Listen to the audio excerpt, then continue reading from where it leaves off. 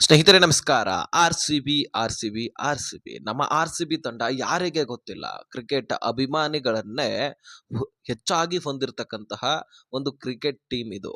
ಈ ವಿಶ್ವದಲ್ಲಿರ್ತಕ್ಕಂತಹ ಸಾಕಷ್ಟು ಕ್ರಿಕೆಟ್ ಪ್ರೇಮಿಗಳಿಗೆ ಆರ್ ಸಿ ಬಿ ತಂಡ ಗೊತ್ತು, ಹಾಗೆ ಅಭಿಮಾನಿಗಳು ಕೂಡ ಹೆಚ್ಚಾಗಿ ಇದ್ದಾರೆ.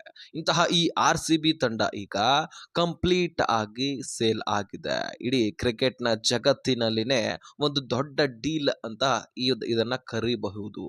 ಹೌದು, ಇಡೀ T20 ಇತಿಹಾಸದಲ್ಲಿನೇ ಒಂದು ದೊಡ್ಡ ದೊಡ್ಡ ಡೀಲ್ ಅಂತ ಇದನ್ನ ಕರೀಬಹುದು.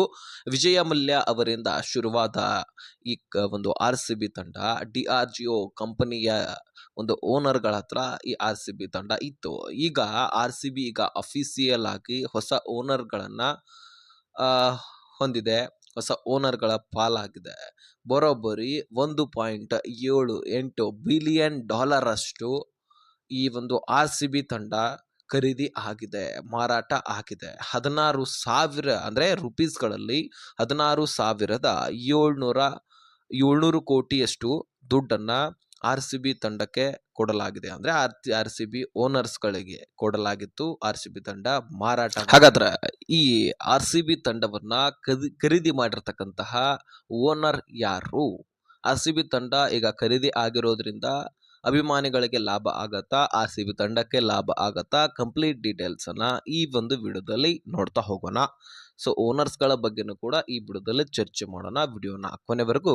ಹೌದು ಸ್ನೇಹಿತರ, ಈಗ ರಾಯ್ಟರ್ಸ್ ನ್ಯೂಸ್ ಏಜೆನ್ಸಿ ಹಾಗೂ USL ಕಂಪನಿಯ ಅಫಿಸಿಯಲ್ ರಿಪೋರ್ಟ್ ನ ಪ್ರಕಾರ ಈ ಬೃಹತ್ ಡೀಲ್ ಫೈನಲ್ ಆಗಿದೆ. ಈಗ ನಿಮಗೆ ಗೊತ್ತಿರುವ ಹಾಗೆ royal Challengers sports limited company ಈ ತಂಡವನ್ನ ನಡೆಸ್ತಾ ಇತ್ತು, DIGO ಕಂಪನಿ. ಸೊ ಈಗ ಕಂಪ್ಲೀಟ್ ಆಗಿ ಮಾರಾಟ ಮಾಡಿಬಿಟ್ಟಿದೆ. $1.78 ಬಿಲಿಯನ್ ಅಷ್ಟು ರುಪೀಸಲ್ಲಿ 16,700 ಕೋಟಿ ರೂಪಾಯಿಗೆ ಆರ್-ಸಿ-ಬಿ ತಂಡವನ್ನ ಮಾರಾಟ ಮಾಡಲಾಗಿದೆ.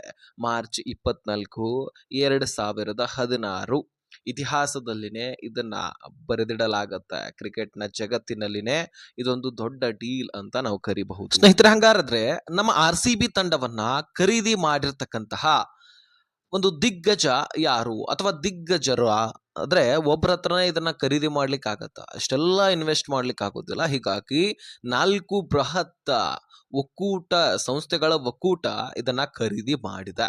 ಹೌದು, ಹಾಗಾದ್ರೆ ಆ ಕಂಪನಿಗಳು ಯಾವುವು ಅಂತ ನಾವು ನೋಡ್ಕೊಂಡು ಬರೋಣ. ಆದಿತ್ಯ ಬಿರ್ಲಾ ಗ್ರೂಪ್, ಇದು ಎಲ್ಲರಿಗೂ ಕೂಡ ಗೊತ್ತಿದೆ. ಇವರು ಕೂಡ ಈ ಒಂದು ಆರ್-ಸಿ-ಬಿಯನ್ನ ಖರೀದಿ ಮಾಡುವುದರಲ್ಲಿ ಒಂದು ಪಾರ್ಟ್ ಆಗಿದ್ದಾರೆ.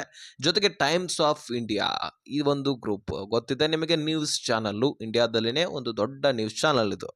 ಸೊ ಹಾಗಾಗಿ ಈ ಒಂದು ಟೈಮ್ಸ್ ಆಫ್ ಇಂಡಿಯಾ ಗ್ರೂಪ್ ಕೂಡ ಆರ್-ಸಿ-ಬಿಯನ್ನ ಖರೀದಿ ಮಾಡಲಿಕ್ಕೆ ಕೈ ಜೋಡಿಸಿದೆ. ಇನ್ನೇನು ನ್ಯೂಸ್ಗಳಲ್ಲಿ ಆರ್-ಸಿ-ಬಿ ಇದೆ ಸುದ್ದಿ.